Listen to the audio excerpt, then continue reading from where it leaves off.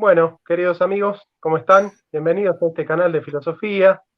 Hoy tenemos un invitado de lujo, no solo por su formación, sino además porque en su despliegue de temas siempre es rico en contenido.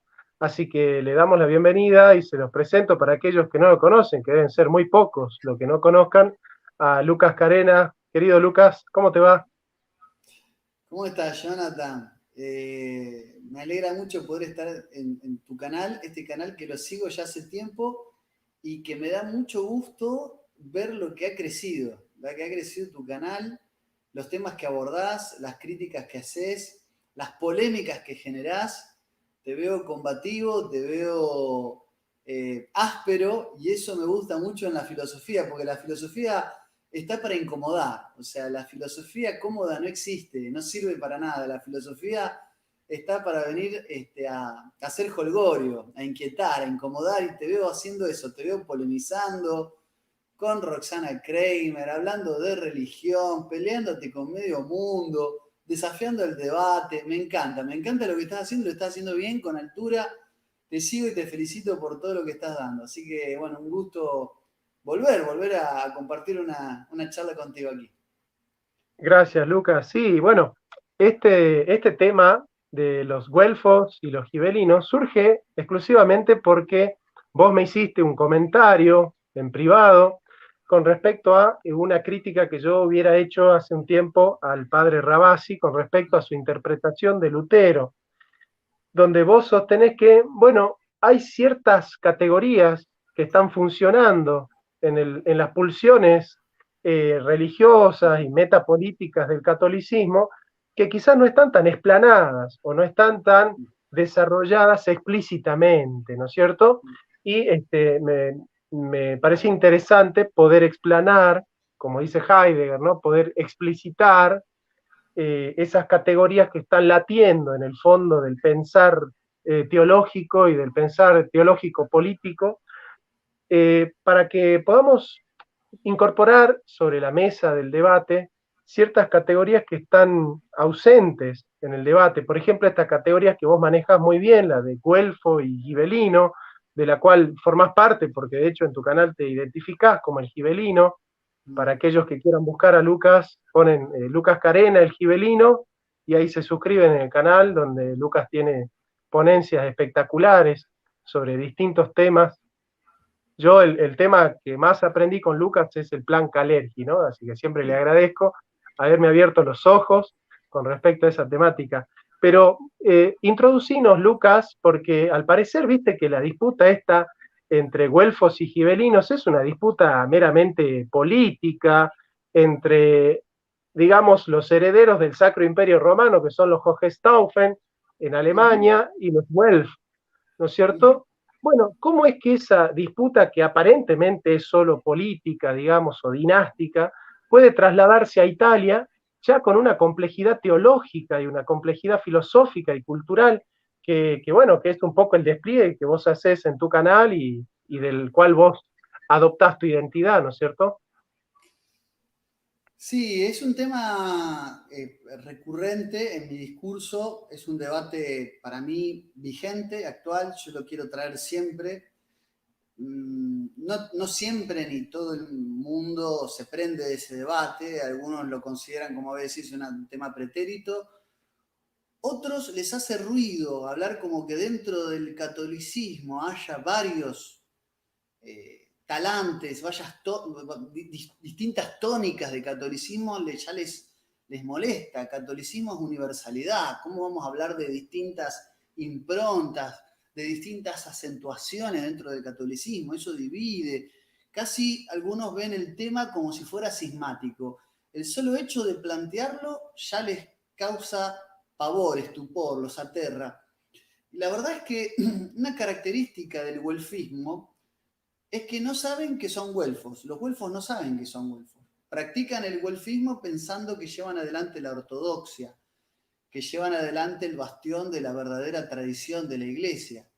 Y en el fondo los güelfos, y esto te lo comentaba antes de largar con el vivo, representaban a la clase burguesa y comerciante durante el siglo XIII, donde explotan o donde salen todas estas disputas entre güelfos y gibelinos.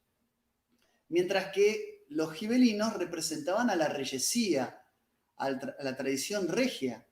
Y desde los inicios de la Iglesia Católica, se enarbolaba la idea de que al poder espiritual del pontíficex, del puente entre lo divino y lo humano, también debía sucederle un poder temporal que custodie esa tradición regia que era tan divina y era un legado tan heredado del mismo Dios, así se lo consideraba en la Edad Media, como el mismo papado.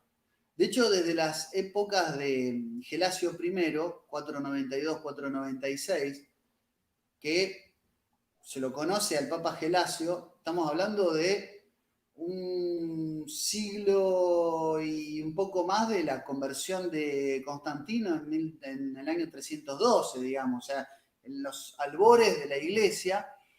Gelasio combatió muchas herejías, entre otras cosas introdujo el famoso rezo del Kyrie eleison, que hoy conocemos, y se adoptó la doctrina del utrumque gladium, es la doctrina de las dos espadas. Era el poder universal en el mundo, efectivamente, lo ejercía la Iglesia, el domini mundis llamado, pero se ejercía a través de dos brazos, uno espiritual y uno temporal, ¿no? Esto queda corroborado en las cartas que Gelasio, el Papa Gelasio, les hace llegar al emperador de Oriente, que en esa época era Anastasio I. Entonces, hay ya desde los albores de la Iglesia Católica la idea de una bicefalía, pero no en el sentido de división y disputa, sino de armonía. Esto va a ser así hasta finales del siglo XII y principios del siglo XIII. ¿Por qué, para conectar, me pareció interesante plantearte este tema, Johnny?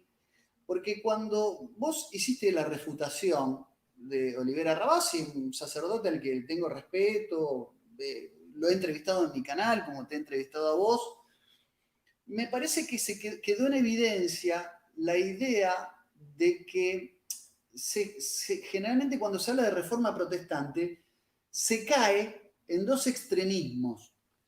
El extremismo interventor, es decir, el vaticanismo y la institucionalidad de la Iglesia, que no por asumir su magisterio tenemos que entenderla como una entidad interventora al punto extremo de la venta de la indulgencia, que efectivamente existió, y para mí, y ahora lo podemos desarrollar, no hubiera existido eso si no hubiera sido por el triunfo güelfo, la papolatría, que es una forma de herejía la papolatría.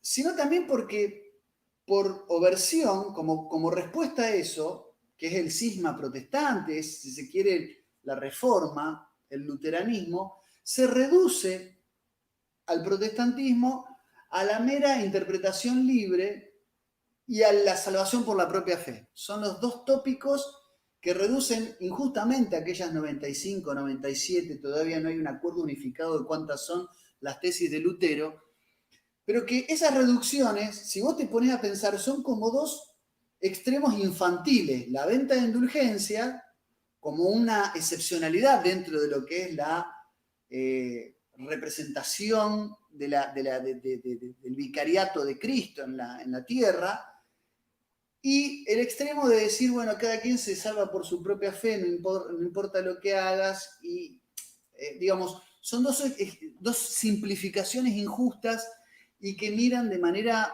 a mi humilde criterio, infantil el problema, infantil la cosa.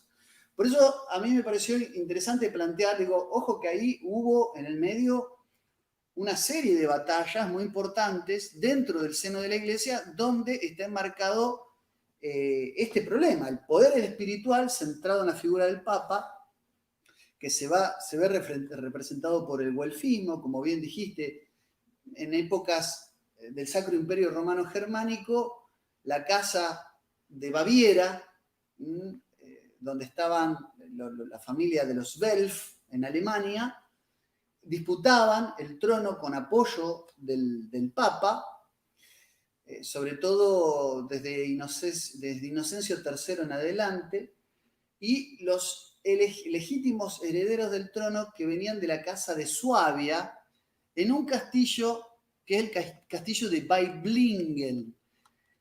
La palabra Waiblingen dicen que es la originaria de la palabra gibelino, viene del castillo de Waiblingen. René Guénon, que forma parte de la tradición, del tradicionalismo, ¿no? De la tradición perenne y un largo etcétera de autores, dice que la etimología de la palabra gibelino debe buscarse en Gebel, que significa cumbre o montaña. Y hacia finales del siglo XII, el Sacro Imperio Romano estaba en manos de Federico I Barbarroja, en la casa de Suabia, y el castillo de Waiblingen estaba en la cima de una montaña. De ahí que Gebel, que significa montaña en árabe, le dio al castillo el epíteto a su vez en alemán de Waiblingen, del que viene la palabra gibelino. Pero no importa, esas cuestiones no hacen más que referenciar a la familia de los Hohenstaufen, que fue un linaje alemán de familias teutónicas que realmente llevaron adelante un catolicismo, pero que no disminuía, que no menospreciaba las distintas identidades que a lo largo de Europa se habían diseminado. Y para no hacerte la larga, es decir, mi tesis ¿cuál es? Es que el poder centrado en Roma, con la disolución del espíritu gibelino, llevó a la concentración del papado en Roma. De hecho, nosotros tuvimos que esperar a Juan Pablo II, al que yo conocí. Lo vi en persona cuando vino a Rosario, lo crucé, digamos, en el papamóvil. Tuvimos que esperar a Juan Pablo II, después de 20 siglos de lucha, para tener un papa que no sea italiano. Entonces, después tuvimos un alemán y ahora tenemos un argentino. No es mi intención juzgar si por ser italiano es bueno o malo, no va por ahí. Pero digo, la centralidad de Roma hizo que la idiosincrasia italiana y románica no desperdigara el debido respeto por ciertas costumbres y tradiciones que, entre otras cosas, no exclusivamente, entre otras cosas, precipitó las reformas protestantes, porque la reforma protestante en Alemania fue también una iglesia nacional alemana. Lutero no solamente funda una religión, unifica los distintos dialectos de las Germanias y crea un poco el alemán moderno como actualmente lo conocemos, por lo menos lo que me dijo mi profesora de alemán, Frau Elga Eret, que si nos está viendo le mando un fuerte saludo. A lo que voy, mira, a lo que voy es que Enrique VIII en Inglaterra, es decir, el tema de la religión y el nacionalismo en época de las monarquías también, de los absolutismos monárquicos, etcétera, están emparentados y se vieron impulsados, empujados también por ese romanismo que menospreciaba y que permanentemente quería ponerse por encima de los poderes temporales, ¿no? Hasta ahí te hago un primer pantallazo. Perfecto. De cómo veo la cosa, no sé si estás de acuerdo. Sí, yo voy a ir diagramando algunas cosas que quiero preguntarte para que vamos profundizando. Primero vos dijiste que los güelfos eran el ala burguesa, ¿no?, de la iglesia en ese momento. Me resulta muy interesante entonces pensar en la reforma y en la contrarreforma como luchas intraburguesas, digamos, ¿no?, dentro del cristianismo.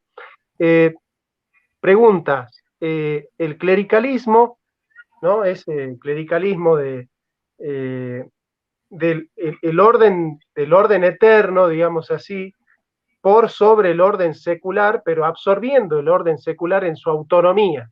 Entonces quisiera que vos me ayudes a pensar hasta qué punto se pierde autonomía en el século, en el siglo, ¿no es cierto?, cuando es absorbido el século desde el orden eterno de la iglesia, por un lado, ¿no?, el clericalismo.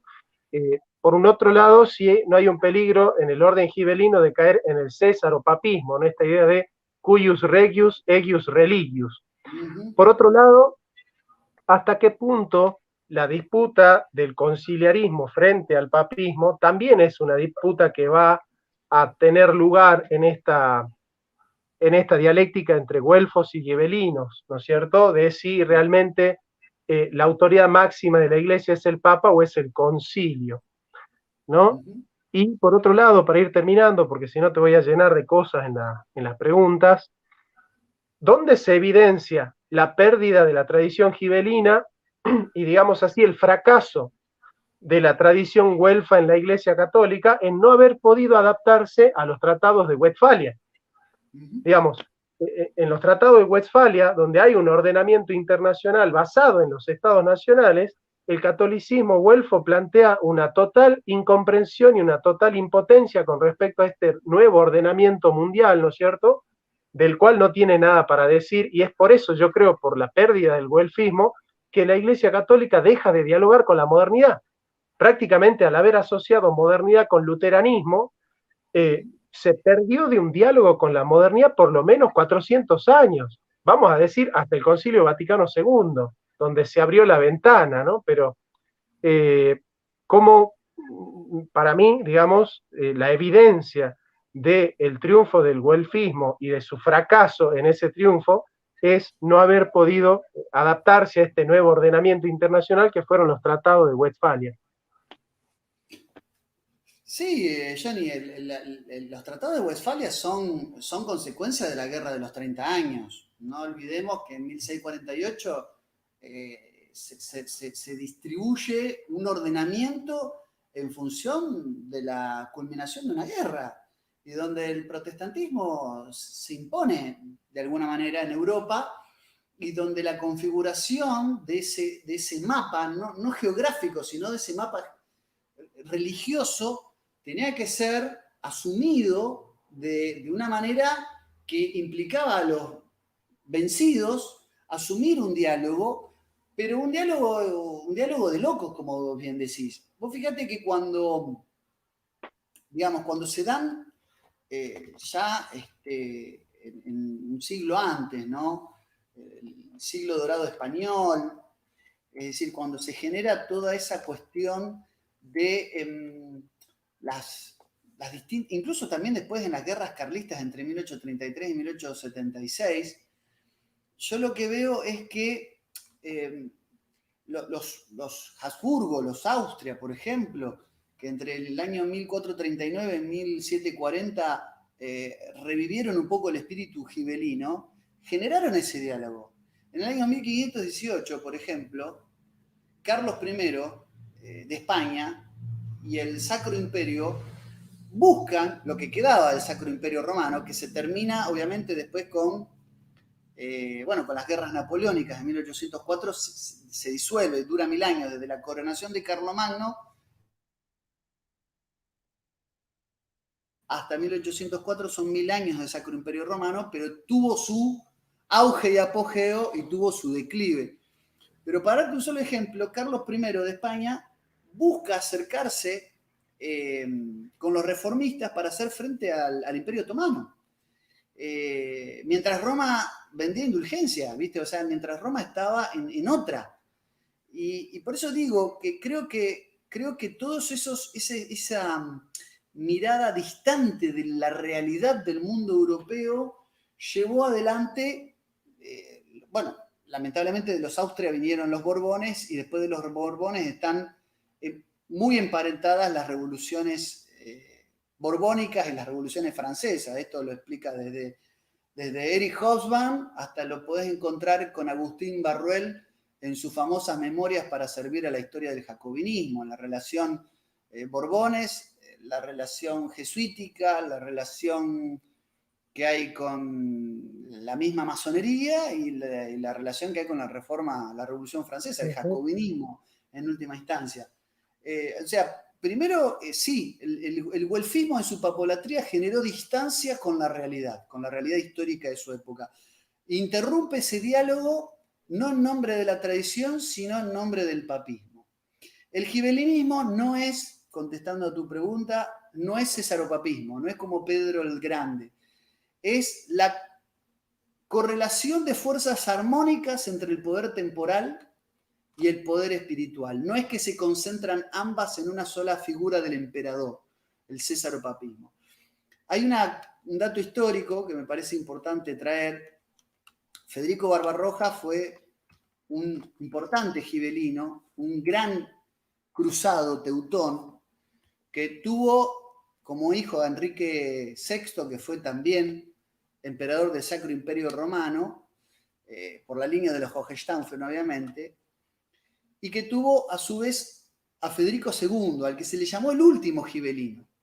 Si bien después hay rastros, después hay elementos del gibelinismo, se le llamó el último gibelino, que fue heredero no solo al trono imperial, sino que la Sicilia normanda, grandes partes de Nápoles y de Sicilia las había heredado por arreglos que había hecho su abuelo con territorios en Italia que le había cedido la iglesia. La cuestión es que, si bien los estados pontificios ya habían sido creados en el año 751, desde el año 800 con Carlomagno había como una especie de territorios que estaban compartidos entre los estados pontificios y el emperador del Sacro Imperio Romano Germánico. Por una disputa absolutamente territorial, los papas, sobre todo cuando asume después Inocencio III Honorio, un breve papado entre 1216 y 1227,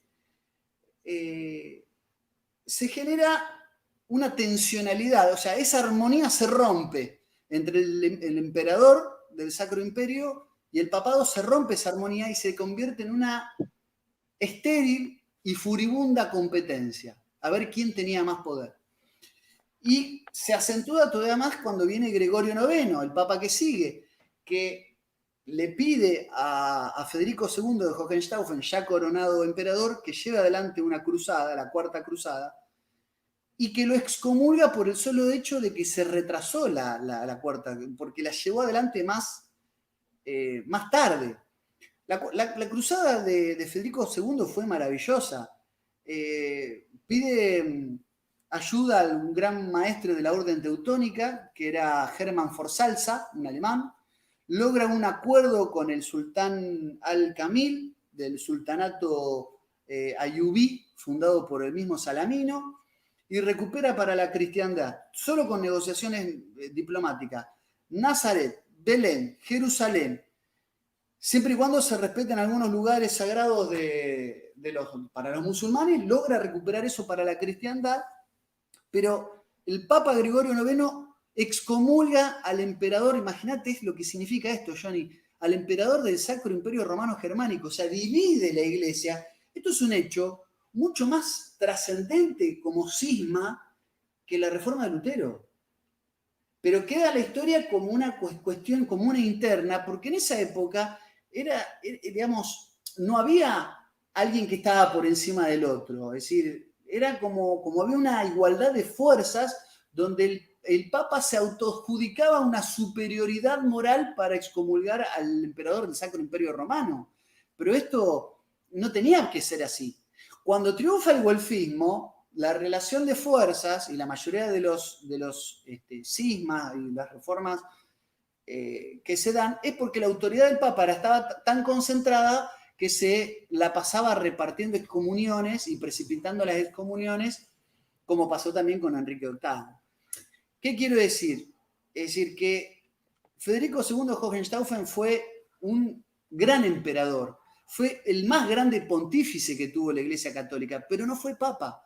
A algunos católicos esto les genera escozor, no lo entienden. El más grande pontífice de la catolicidad no fue un papa, fue un emperador, Federico II Hohenstaufen.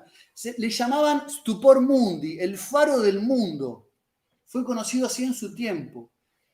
Pero los papas y los güelfos que seguían al papa lo llamaban el anticristo. Hablaba 9 lenguas Federico II de Hohenstaufen y escribía 7, cuando el resto de los monarcas de la época, la mayoría eran analfabetos. Y fundó la Universidad de Nápoles, hoy llamada Federico II en su nombre. Murió santamente con vestiduras cistercienses en el 13 de diciembre de 1250.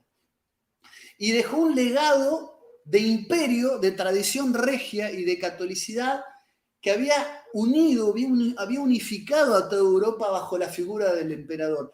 Europa, Jonathan, se veía reunida y unificada por la figura del emperador, no del papa, no de esa romanidad meliflua y estéril, llena de sotanas, que pretendían mediar y vender indulgencia. Lo digo con todo respeto de la investidura. Cuando se termina la casta sacerdotal, es decir, cuando la religiosidad se limita a la casta sacerdotal, vienen todos los problemas. Cuando cae en la batalla de Montaperti, que fue en septiembre de 1260, los últimos güelfos y los últimos gibelinos pelean en Siena de la Toscana, que eran italianos, ¿no? Algunos estaban con los güelfos, estaban obviamente con el Papa, los gibelinos estaban con el emperador. En la última batalla que se da, no hubo, se puede decir, vencedores ni vencidos, pero a partir de ahí, la tradición gibelina, su impronta, su talante imperial, empieza a declinar. Empieza el siglo XIV y a principios del siglo XIV empieza la persecución a los templarios con Clemente V, ¿no? y Felipe el Hermoso. Es decir, se incinera a Jacques de Molay, ¿no? Recordemos que los templarios inician con Hugo de Payns y terminan con Jacques de Molay, el gran maestre. Y a partir de ahí, todas las castas guerreras, todas las órdenes de caballería, empiezan como a disolverse, a desgranarse, algunas a perseguirse. Algunos consideraban, hay dos versiones, que los templarios habían incurrido en el satanismo y el culto a Fonet. Otros consideran que efectivamente Felipe el Hermoso se había endeudado terriblemente, la corona de Francia se había endeudado terriblemente con los bancos templarios, y haciendo un juego de alianzas estratégicas, después de Bonifacio VIII, Clemente V, un papa adicto al poder de Felipe, los declara en herejía y empieza la cacería de brujas, empieza la persecución. Pero no importa, lo que quiero decir es que se termina ese poder imperial, o se va apagando, se va extinguiendo el poder imperial paulatinamente, y junto con ello el fortalecimiento de una casta sacerdotal sin guerreros, sin soldados, empieza a fragmentar y a fracturar Europa, porque se empiezan a distanciar, se empiezan a generar abismos. Para no hacerte la larga, un ejemplo, mucho después de Montaperti, ¿no? Después de las guerras carlistas y demás, a fines del siglo XIX, cuando muere el Papa León XIII en 1903, que es el Papa que en 1884, en su encíclica Humanus Genus, condena abiertamente la masonería, es el Papa de la Rerum Novarum, de la Rerum Novarum, es el Papa de la doctrina social de la Iglesia, ¿no? 1891, si no me equivoco. El cónclave que elegía sucesor eligió al cardenal Rampolla, Mariano Rampolla del Tíndaro. Y el emperador de Austria-Hungría, en esa época todavía estaba el imperio austrohúngaro, que había heredado, fíjate vos, el emperador de Austria-Hungría había heredado algunas potestades de lo que quedaba, ¿no? de lo periclitante de estos atisbos de poder imperial católico. Había heredado un poder de veto sobre la elección de los cónclaves y vetó la candidatura de Mariano Rampolla porque este pertenecía a la masonería. O sea, vos fijate las infiltraciones que tuvo la Iglesia, que al Papa que condena en una encíclica a la masonería lo sucede un masón. O sea, parece a propósito, ¿no? El que abiertamente la condena, le quisieron meter un masón. Esto es artilugio demoníaco. Y en lugar de Rampolla, asumió Giuseppe Sarto, que se convirtió en Pío X, que alcanzó la santidad. Fue San Pío X y fue papa entre 1903, obviamente, y 1914. Y que nos heredó la famosa encíclica Payendi de 1907, que condenó el modernismo teológico. Es decir, lamentablemente no sabemos por qué, el mismo San Pío X eliminó ese poder de veto que a él lo llevó al sillón de Pedro. Él eliminó que el emperador austrohúngaro tenga ese poder de veto que hizo que no sea Rampolla, un masón, un confeso inicuo, que se convierta en papa. Pero eso como una nota al margen.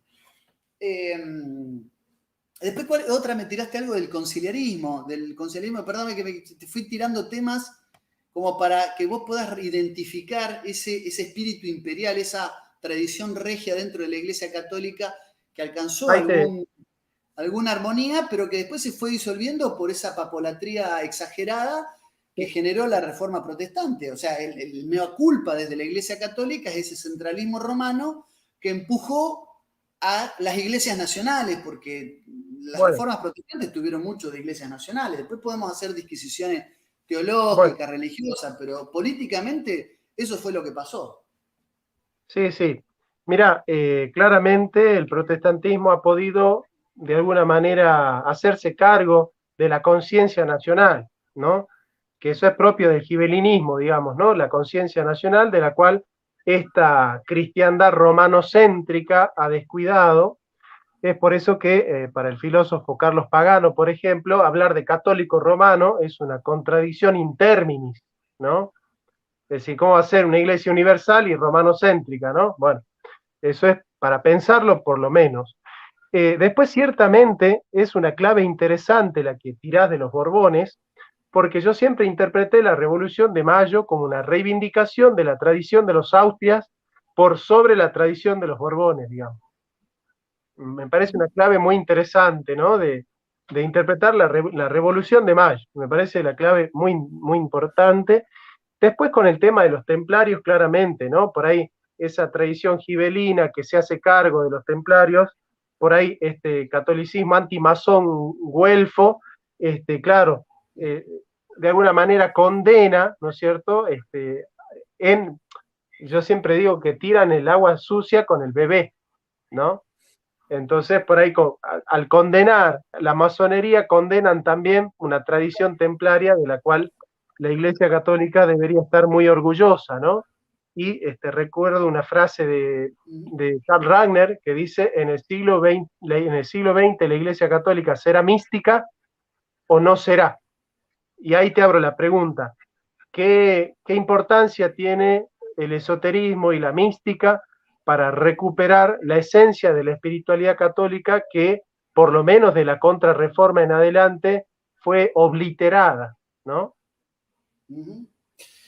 Bueno, hay varios puntos. Vos sabés que cuando te escuchaba hablar, Johnny, me acordaba eso que nos han enseñado muchas veces a los católicos a repetir casi como si fuera una cita obligada, soy católico apostólico romano, como si eso sea la ortodoxia. Y en la iglesia, parte del credo. Claro, pero aparte de la iglesia, digamos, parece una contradicción, como vos decís, una contradictio in terminis, porque en realidad uno es católico, como vos bien decís, que es universalidad, pero que practico el rito romano. Pero en la iglesia convivieron el rito oriental. Vos sabés que había un rito visigótico que se dejó usar. Estaba el rito de los visigodos, conversos. A ver, hay toda una tradición de que los godos, los mismos que hicieron caer a Roma, que se fueron convirtiendo al cristianismo, llevaron su propio culto y su propio rito para la celebración de la misa, por ejemplo.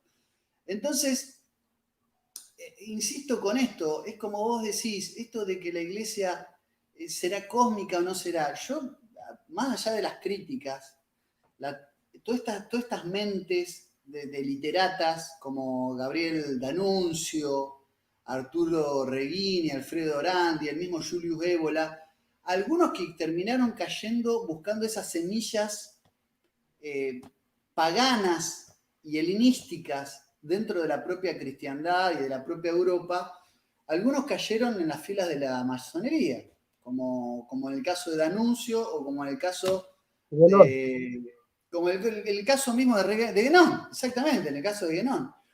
Confundidos también. De hecho, Ébola, en el Misterio del Grial, le critica a Guénon, le critica haberse dejado fagocitar por ese remedo, esa interpretación de la tradición templaria y demás que hace la masonería, que es una mezcolanza, digamos. Pero además lo que le critica es que la masonería, dice, reivindica todas esas tradiciones ocultistas y esotéricas, pero apoyó todos los reformismos en contra de la reyesía, en contra de la monarquía, en contra de los imperialismos, a favor de las democracias deliberativas y en contra de la iglesia. De hecho, el rito de Hiram, que es una figuración que tiene que ver con los niveles iniciáticos de la masonería, van contra la iglesia, contra el ejército y contra el monarca, digamos. O sea que en el fondo es una revelación contra aquellos que supuestamente los persiguieron. Porque ¿qué dice la masonería? Nosotros estamos vengando, en sus ritos dicen, estamos vengando a Jacques de Molay.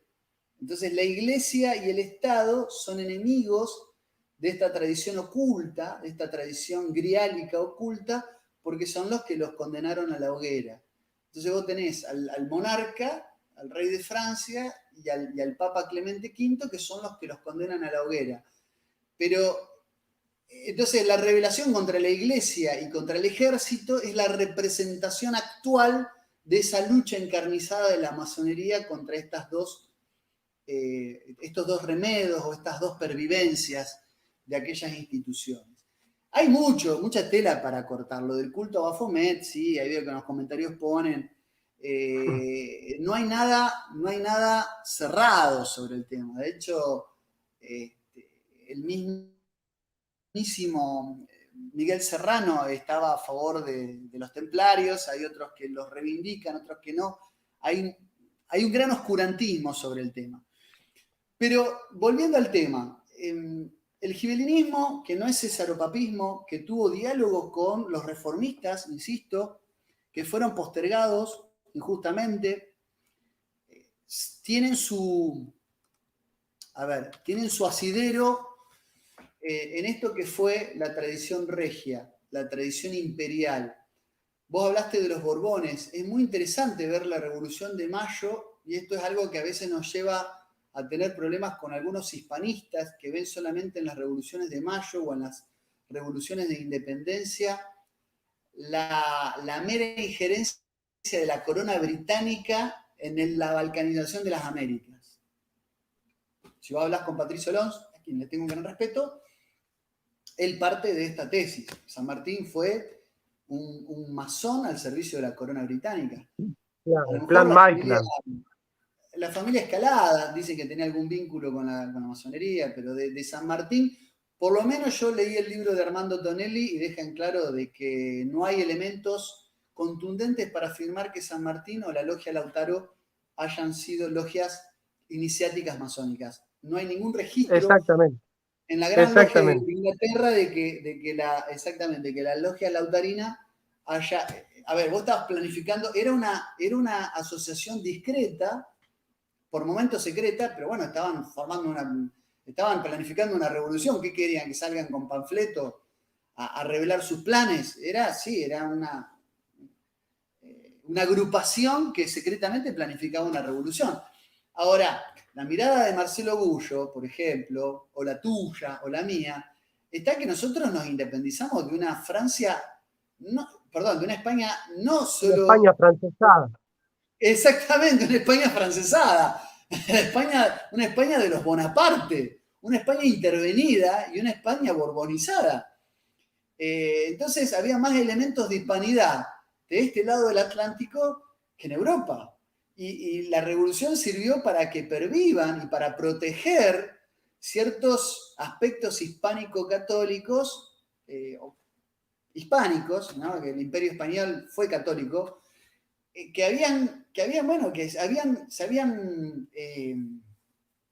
se habían mudado de sede para protegerse.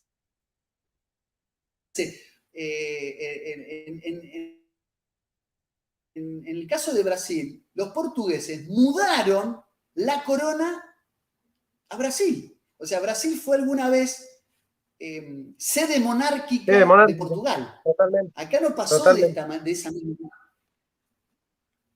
Entonces, bueno, eso por un lado, hay que entender la historia en esa complejidad, en esos vaivenes y en esa complejidad.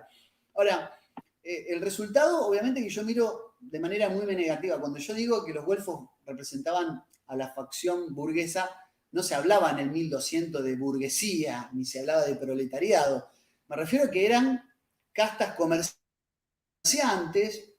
artesanos probablemente, que Habían se burgos, dedicaban a la negociación y buscaban los favores del Papa, buscaban los favores del Papa a través de beneficios económicos y materiales, mientras que el gibelinismo permaneció fiel, impertérrito, a la tradición perenne de la doctrina de las dos espadas. Eso fue el gibelinismo. En la batalla de Montaperti quedó muy claro, porque los güelfos ni siquiera tenían un líder carismático militar que los guiara. Los dos líderes que se enfrentaron en Montaperti, en Sierra de la Toscana, eran gibelinos. Es decir, cuando se da la batalla de Montaperti, después de la muerte, obviamente, de Federico II de Hohenstaufen, los dos líderes de la batalla, uno se llamaba Farinata degli Uberti, que era el ejército que dirigía el ejército gibelino, y después el otro se llamaba Bocca degli Abati, que dirigía a los güelfos en esa batalla en Italia, en Florencia más particularmente se daba esto. Eran los dos gibelinos y eran amigos, pero uno sirvió por una cuestión de deber militar a los güelfos, y esto Dante Alighieri lo representa en la Divina Comedia como diciendo que la traición de Bocca degli Abati a los gibelinos, siendo que Dante era güelfo y se declaraba güelfo, era una traición que le valía ser el primer miembro del noveno círculo de infierno. Vos fíjate vos qué claro, interesante. Pero bueno, se claro. mataron 15.000 hombres en esa batalla, unos en nombre del emperador, otros en nombre del papa, y a partir de ahí, digo, la reyesía, la tradición regia y la caballería en el sentido de las fuerzas militares del catolicismo fueron en declive, fueron periclitando paulatinamente hasta dejar a la religiosidad y al catolicismo solamente reducida a la casta sacerdotal. Hay solo una casta sacerdotal. Y ahí es donde se acentúa, insisto, esta cuestión de la intermediación que llevó a extremos tan brutales y tan indignantes como la venta de indulgencias, que provocó en el caso de Lutero uno de los sismas. La No estoy reacción. justificando, porque va a haber católicos que también se enojan conmigo, porque que vos te pelees con algunos católicos que dicen barbaridades está perfecto, Johnny. Pero algunos se van a enojar conmigo porque si no, este Claro, justifica la reforma protestante. Yo lo es que un estoy Cristo diciendo es literal. yo lo que estoy diciendo es que tenemos que ver los errores propios antes, tenemos que buscar la paja tenemos que buscar la viga en el propio ojo antes que la paja en el ojo ajeno. Nosotros Claro, provocamos las revoluciones, las revueltas, muchas de las revueltas que se dieron a lo largo de los inicios de la modernidad con el protestantismo, que son coincidentes, ¿no? O sea, no quiero caer en la tesis de Max Weber de que la modernidad y el capitalismo son hijos de la reforma protestante. Yo creo que hay una relación dialéctica entre ambas cosas. Es un poco como el huevo y la gallina, decir que está primero, concomitante. pero claro, para cerrarte la idea, creo que en realidad la concentración en el poder papal, el menosprecio de la tradición imperial fue una de las grandes causas de los cismas reformistas. Así es, Lucas, sí. Yo creo que esa es una de las causas, ¿no? Mirá, te leo un texto de J. Marx, un historiador de la iglesia que debes conocer, y veamos si esto es güelfo o no, porque a mí me interesa analizar esto y después te abro otro tema. Conforme a las ideas que dominaron en toda la Edad Media, desde el restablecimiento del Imperio de Occidente hasta el siglo XIV, la dignidad, el poder imperial no podía obtenerse sino por la coronación del candidato por el Papa, de suerte que a los reyes de Alemania, que no habían recibido esta coronación, los escritores no los designaron con el nombre propiamente de emperadores, ¿no? Fíjate vos, ¿no? Hasta dónde llega, ¿no? Esa idea del papocentrismo. Esa es una. Y después te abro otra. Leí un libro que me resultó muy interesante a raíz de una entrevista perdón, de un video, el primer vivo que hiciste en tu canal sobre justamente la tradición ghibelina, que recomiendo que lo vean ese video a todos ustedes. Carlos Di Sandro, la herejía judeo-cristiana, ¿no? Hay dos cristianismos, el heleno-cristianismo y el judeo-cristianismo, que de todo esto tiene que ver también con la disputa entre los güelfos y los ghibelinos. Buenísima la pregunta. Hasta ahora entramos a la cuestión histórica. ¿Cómo surgen los güelfos? ¿Cómo surgen los ghibelinos? ¿Cuáles eran las peleas intestinas dentro de la iglesia? Esa es la cuestión histórica. Ahora vamos a la cuestión teológica, si querés. Es decir, ¿qué es lo que prospera en uno y otro bando? ¿No? Y de paso voy contestando cosas. Le contesto a Alberto Castillo, que pregunta si soy católico, protestante, agnóstico o ateo. No, soy católico, pero no soy un católico anticlerical. No, porque no estoy en contra del clero. Creo que el clero se vio debilitado y siempre que la parte, a ver, todas las religiones tuvieron, digamos, el hinduismo habla del Brahman y el Kshatriya. Por eso Ébola era tan insistente con esta complementariedad, el Brahman y el Kshatriya o Kshatriya, el guerrero y la función emperatriz y el clero y su función espiritual.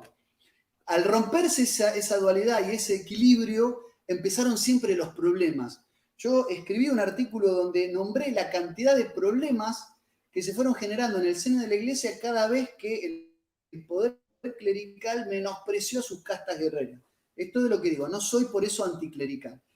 Pero voy viendo los comentarios de la gente, es muy interesante que vayan opinando, que vayan tirando tips para ir hablando. Carlos Di Sandro, que hace de la mejor teología porque no es teólogo, es filólogo, es decir, al conocer el origen de los términos y el origen profundo del sentido de las palabras, para mí se convirtió en un teólogo de referencia, habla de la originalidad del cristianismo, que radica en una palabra olvidada que está íntimamente vinculado con esa cuestión trinitaria de la idea de Dios que baraja la cristiandad y que en otras religiones no está presente. Incluso algo que nos ha valido el mote o el estigma de pseudo-politeístas. Me han dicho, pero los cristianos son pseudo-politeístas porque, digo, las religiones vernáculas monoteístas hablan de esto que es el Padre, el Hijo, es tres, uno y trino, este Dios triuno, no lo pueden comprender. Bueno, de lo que habla Carlos Di Sandro es de que las grandes herejías, la mayoría de las grandes herejías a través de la historia, el arrianismo, el nestorianismo, han tenido el gran problema de atacar o incomprender algún aspecto de lo original en el cristianismo, que es el teandrismo. Es que es un Dios que se hace hombre. Claro. El Dios que se hace hombre es algo original. O sea, el Dios revelado es lo original en el cristianismo. Esto no niega al Dios creado. El Dios creador, perdón. No niega al Dios creador, pero le da una novedad. El Dios que se revela. Eso es lo que no tienen otras religiones. Y del modo en que se revela, ¿no? La manera en que se revela. Entonces, ese teandrismo es lo que se vio atacado en algún momento por lo que él llama la herejía judeo-cristiana, que implica una mirada y una forma de religiosidad que vuelve al Dios distante hebraico, el Dios distante que es el Dios veterotestamentario, un Dios por momentos iracundo, un Dios que castiga a Babilonia, que castiga a los infieles, que pide tributo, un Dios el cual no se puede nombrar, el Dios que es tetragramatón, porque incluso la tradición hebraica no sabe cómo pronunciar exactamente el nombre del Dios Jehová, que es zarza ardiente, que es Dios, que es soy el que soy, un Dios que no se figura, que no se muestra, porque es tradición, y esto vos lo has dicho, es tradición oral. El hebraísmo habla, escucha la palabra y obedece el precepto. Y la tradición helenística, que es politeísta, mostraba a sus dioses, los dibujaba, los representaba en estatuas, en esculturas. La tradición helenística, que también es absorbida por la cristiandad, por eso si vos te fijás, el rito de la misa, como rito religioso, se divide en dos partes, la liturgia de la palabra y la liturgia de la Eucaristía. Uno es precepto una y parte del palabra. oído y otra de la vista. Claro, exactamente. Uno es interpretación del texto sagrado, es el escuchar la palabra, y la Eucaristía es el símbolo visible, que además está presente en tradiciones paganas, el tema del pacto de sangre. Hay un pacto de sangre, sí, el cuerpo y la sangre, hay un pacto de sangre. El que desarrolla eso es San Juan Damasceno. Exactamente, San Juan Damasceno. Entonces, ahí es donde, esto es mi humilde opinión, creo que el judeocristianismo exacerbado y muy vinculado con la tradición güelfa pone al hombre penitente, al hombre, digamos, ante todo al hombre penitente, al hombre orante, al hombre que se humilla, y que aparte es lo que más se le critica a la iglesia, esa cuestión culpógena, pecaminosa. La naturaleza pecaminosa del hombre es conocida y se sabe.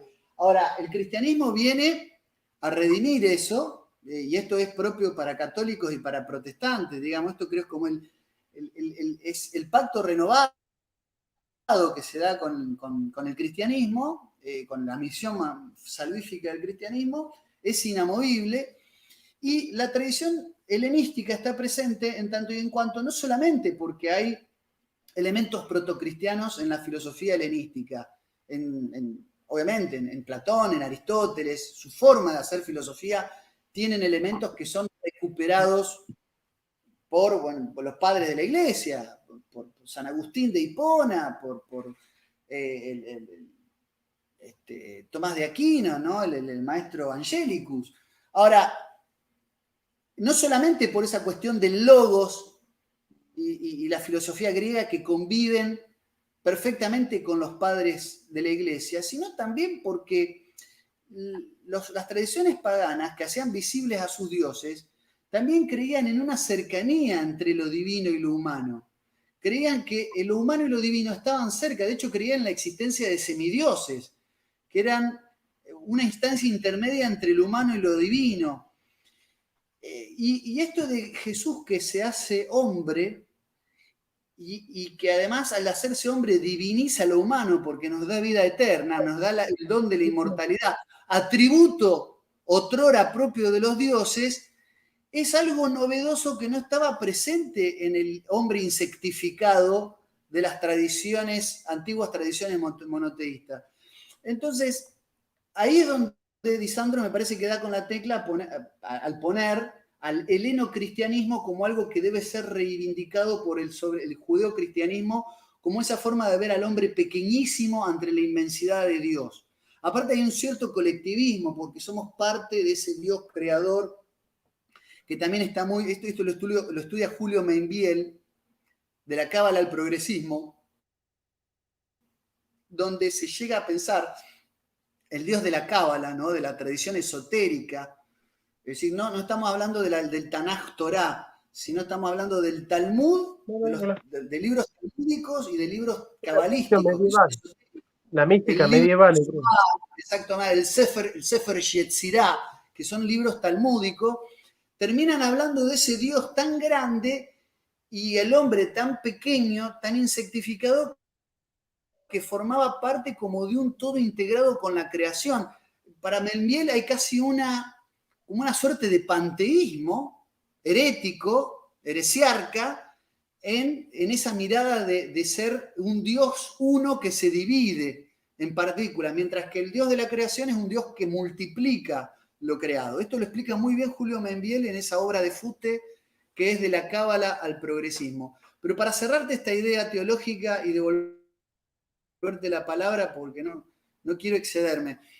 Es decir, esta idea del Dios cercano, no del Dios distante, que es Jesucristo, que viene, que padece la humillación, el flagelo, la muerte, desciende a los infiernos y resucita de entre los muertos al tercer día, desciende al infierno y resucita, o sea, pasa todos los pesares de los hombres, devuelve esa mirada de lo divino como algo cercano y algo alcanzable, algo palpable. Por eso son los cristianos paganos, los primeros, a ver, los grandes conversos son mucho más los paganos, en Tesalonia, en Corintio, en Éfeso, en Macedonia, mientras que el judaísmo se mantuvo inflexible a la posición del cristianismo como una secta. Me refiero al cristianismo primitivo. Entonces digo, ese es un tema sumamente interesante y sumamente delicado, de los cuales muchos teólogos no hablan, sinceramente no hablan y lo dejan como medio así como perdido en la nebulosa, ¿no? Y me parece importante rescatar. Sí, claro. Mira, yo concuerdo con Panikkar de que la distinción pagano-cristiano es una distinción de poder, no es una distinción religiosa, ¿no? ¿Viste esta idea de que estos son del pago? El pagano es el que viene del pago, ¿no es cierto? Es digamos, la religiosidad del pueblo, la religiosidad del campo, ¿no? Donde es, digamos, justamente, ¿no? El clericalismo, cuando se va romanocentrizando, va diciendo, bueno, estos son los que vienen de las aldeas. Nosotros, en cambio, somos un cristianismo urbano, ¿no? Y esa urbanización del cristianismo tiene que ver con esa romanización, justamente, ¿no? Después, hace poco falleció un teólogo que para mí es grande, le hice un homenaje en mi canal y hicieron una campaña para desuscribirse de mi canal algunos católicos que hacen interpretaciones dogmáticas de la dogmática, ¿no? Son como hiperdogmáticos. Vi algunos que se declaraban desilusionados por la reivindicación que hacía ser de quién va, pero te quiero dejar. ¿Qué va a ser? Yo no lo entiendo, pero bueno, sí, está bien, qué sé yo. A veces la cerrazón tiene esas cosas. Bueno, pero sí, ya sé qué vas a decir. No te quiero interrumpir. Fíjate vos que en ese dogmatismo no entra nadie, ¿no? Realmente hay católicos así que son tan dogmáticos que ahí adentro no entra nadie, digamos, ¿no? A Hans King, y él hizo un trabajo muy interesante con respecto a la infalibilidad del Papa, cuestionando ese dogma del Concilio Vaticano I con fuentes bastante interesantes, y yo te digo que ese trabajo de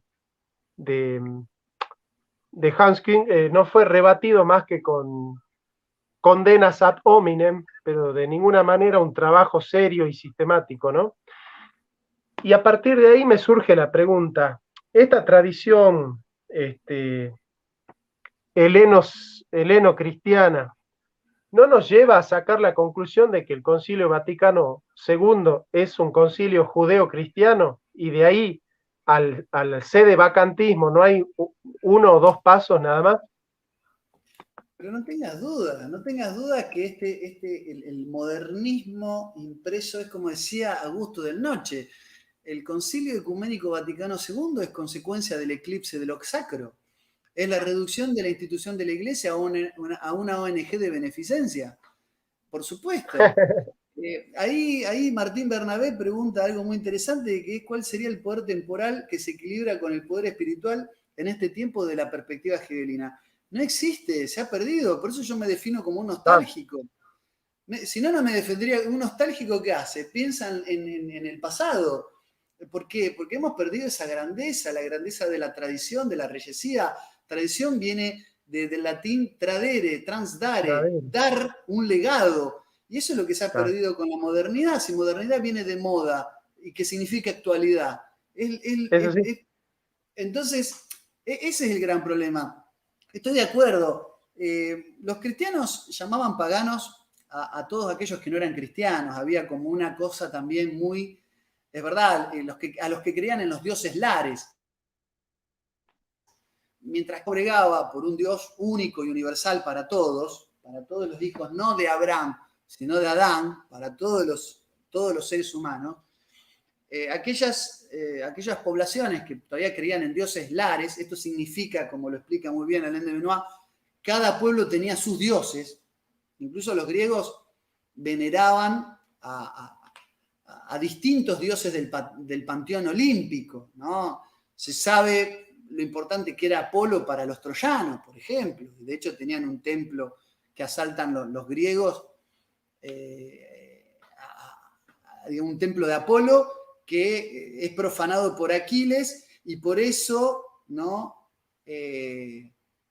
Justamente es Apolo el que guía la flecha de Alejandro Paris al talón de Aquiles. Lo que pasa es que las películas no te cuentan la intervención de los dioses en la batalla, digamos. Pero esto es, claro, es un poco el karma, la devolución de haber profanado el templo de Apolo, ¿no?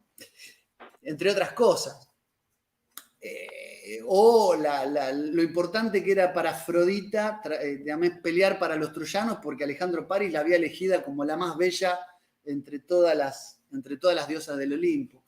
Pero acá hay un tema muy importante. Los judíos también llamaban gentiles a todos los que no eran judíos, y los romanos solían llamar bárbaros a todos los que no eran ciudadanos de Roma. Esas generalizaciones, así por mero antagonismo, eran propias de la época. Yo estoy de acuerdo esto de los pagos. A mí me parece que el concilio ecuménico es producto de lo que, insisto, este autor italiano Augusto del Noce llama el ayornamiento, la adecuación. Adecuación que se da no solamente a fuerza de infiltraciones, como es la American Proposition, o sea, hubo hasta trabajos de la CIA para generar las reformas que se dan en el concilio, y además el Concilio Vaticano es producto de un ocaso, porque Augusto del Noce dice, no tenemos que hablar ni de condena ni de ayornamiento, deberíamos hablar de diálogo. No hay diálogo, o sea, la Iglesia debería dialogar desde el lugar que le corresponde, que es la tradición de la Iglesia, una tradición perenne, inamovible, inclaudicable, incuestionable, pero no, se ha ayornado a la modernidad.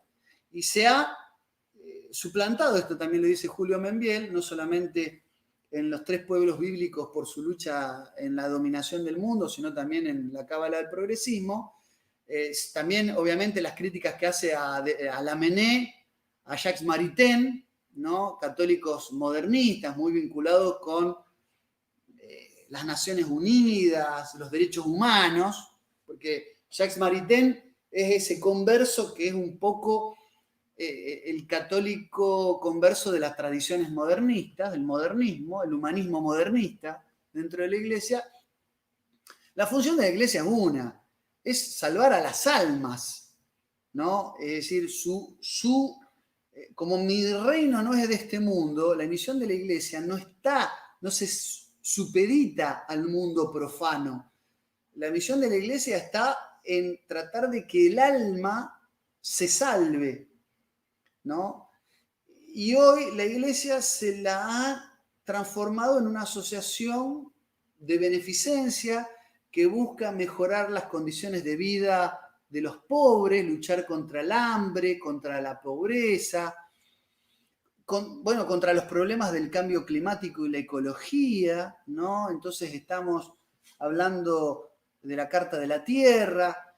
Yo lo veo con mucha preocupación, porque ha triunfado el ayornamiento, y el ayornamiento es producto de la debilidad de la Iglesia. La Iglesia o se ayornaba a este proyecto o desaparecía, y se ayornaba a este proyecto y desaparecía porque había perdido a sus guerreros, porque no había más escudos y no había más espadas en la Iglesia. Entonces la Iglesia se transformó en una institución primero política antes que religiosa, y después de política y religiosa pasó a ser una institución debilitada.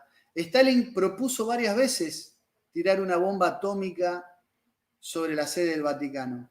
Incluso hay una un artículo en la revista Chiesa Viva que enumera la cantidad de veces que después de la Segunda Guerra Mundial intentaron bombardear a la Iglesia Católica con bombas termonucleares a fin de doblegarla y a fin incluso de intervenir los sínodos que generaron a los papas, entre ellos a Roncalli, que fue Juan XXIII, el papa del concilio, el papa conciliarista. O sea, para llegar a un papa que finalmente claudique al mundo moderno. Es decir, hay una manipulación y hay fuerzas que buscaron la doblegación de la iglesia. Una iglesia que había sido débil, una iglesia que había sido huelfa durante varios siglos, una iglesia que había perdido su tradición regia, su gibelinismo, su espíritu de lucha. Una iglesia, lamento decirlo, incluso transera en muchos aspectos. Entonces, así se llega al concilio. A ver, ¿con esto estoy justificando el sedevacantismo de Carlos Di Sandro? No lo sé, no estoy diciendo que el sedevacantismo sea la solución.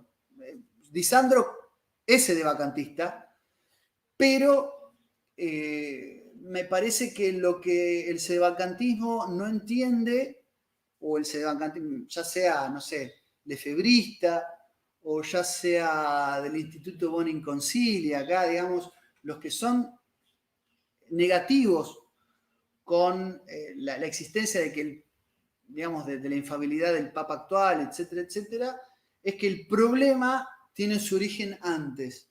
Tiene su origen, a mi humilde criterio, insisto, en la pérdida de los valores castrenses que, bueno, que estuvieron inmersos en la iglesia con la tradición gibelina.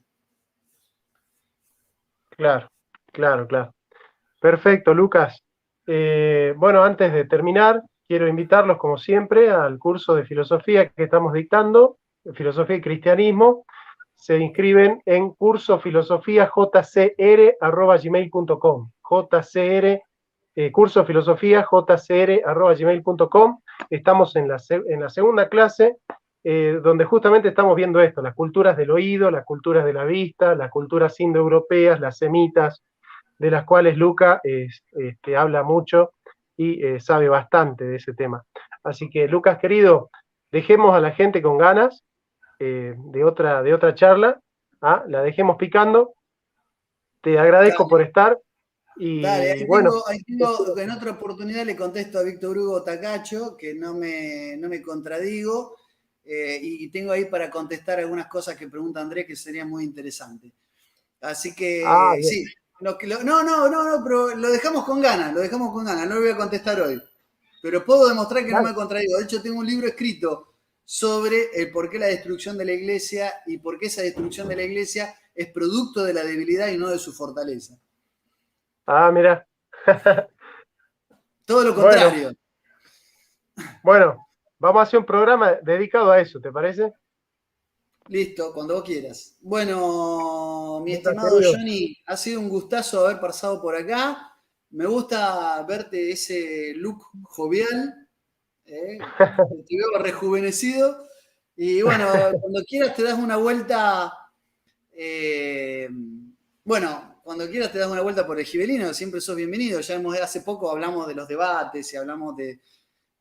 Bueno, no me acuerdo cuántas cosas, pero de la falacia. Bueno, cuando quieras hacemos algún cursito de filosofía con vos en el Gibelino. Dale. Mirá, si yo te abro la puerta de mi canal para que hables de la tradición católica, abrime la puerta de tu canal y yo hablo de Calvino, cuando quieras. Pero escúchame, ¿cuál es el problema? Pero no tengas duda. Me Dale. encantaría. Aparte es algo una materia de la que tengo que aprender. A ver, yo me encuentro con el calvinismo desde esa visión absolutamente, insisto, sesgada y miope, que es la de Max Weber, que tiene una madre calvinista y que le adjudica al capitalismo bueno, y realmente tengo mucho más para conocer sobre el tema y sé que vos sos la persona indicada para transmitírmelo. Mira, te la dejo picando. El primer libro de Calvino, que le escribió a los 19 años, se llama Alegato a favor de los pobres, un comentario a los libros de Séneca. Claro. Está bueno, está muy bueno. Así Lucas, un que, abrazo así grande. que mira, ahí te están tirando preguntas para vos, acerca del Calvino y la usura. Pero esas te las dejo que las Ya, conteste vos. Yo me voy ya a dormir, que mañana tengo que trabajar. Te mando un yo fuerte tengo que ir a abrazo hacer y te agradezco un montón la charla. un abrazo, Lucas, y saludo amigos. Nos Nos vemos en la vemos. próxima. Chau, chau. Hasta luego. Chao, chao.